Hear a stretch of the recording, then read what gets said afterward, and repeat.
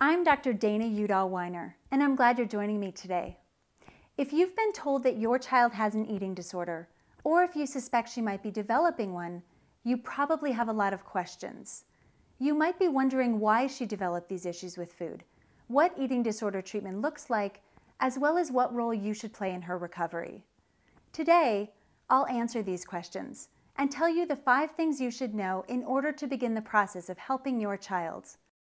The first thing you should know is that eating disorders are only partially about food. Now, parents are often confused when they hear me say this, and with good reason. If your child has been starving herself or binging on nearly everything in the house and then throwing it up, it would seem that she has a problem with food. And of course, she does. But food is really only part of the problem. Most people who have an impaired relationship with food or a full-blown eating disorder experience a variety of other challenges in their lives as well. To explain this, I'd like to share a vignette with you. Emma is a 15-year-old girl who seems to have everything going for her: straight A's, a popular boyfriend, and a coveted place at the top of the high school social ladder. She is thin, beautiful, and by all accounts happy. But recently, things have begun to change. Emma's previously stable family has been rocked by the knowledge that her younger brother has leukemia. Although Emma is clearly anxious and worried, she does not acknowledge her feelings and instead believes she has to stay strong for her family. While her efforts may be commendable, Emma's health and happiness are declining by the day.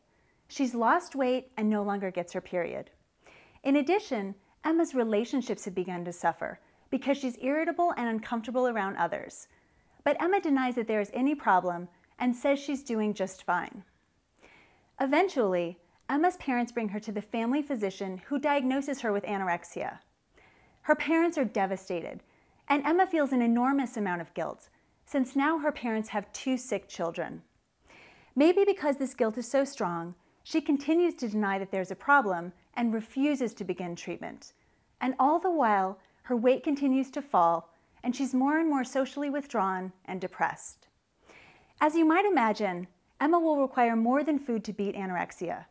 Although she'll certainly need to increase her calories and gain weight, she'll also need to address other aspects of her functioning in order to get better.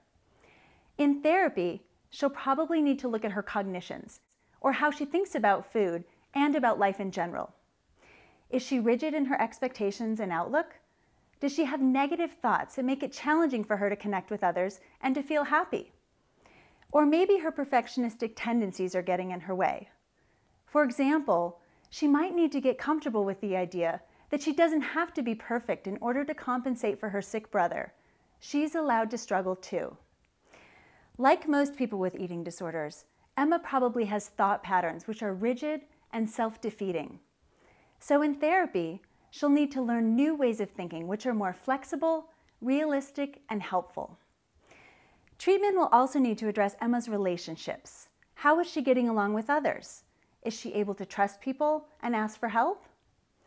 People with eating disorders often struggle with interpersonal issues and have difficulty maintaining close, mutually satisfying relationships. And at times, the eating disorder is used as a form of communication. For example, rather than asking for help directly, someone with bulimia may secretly hope that she gets caught, just so her parents understand how miserable she is. And this might be the case for Emma too. She might not be able to verbalize her struggles, but her symptoms serve to communicate what she can't yet talk about. Treatment can help people improve their communication skills, develop appropriate boundaries, and learn to assert themselves in relationships, so that ultimately, they'll no longer depend on the eating disorder to meet interpersonal needs. Emma's treatment will also probably need to look at how she handles her emotions. Does she have the necessary skills to manage her feelings and appropriately express them to others? Is she able to tolerate and deal with strong emotions, or does she get easily overwhelmed? Very often, eating disorders serve as a way to cope with painful experiences and intense emotional reactions. So part of recovery involves developing new skills to deal with life's challenges. And it's likely that Emma will need to acquire these new skills too, just as most people do.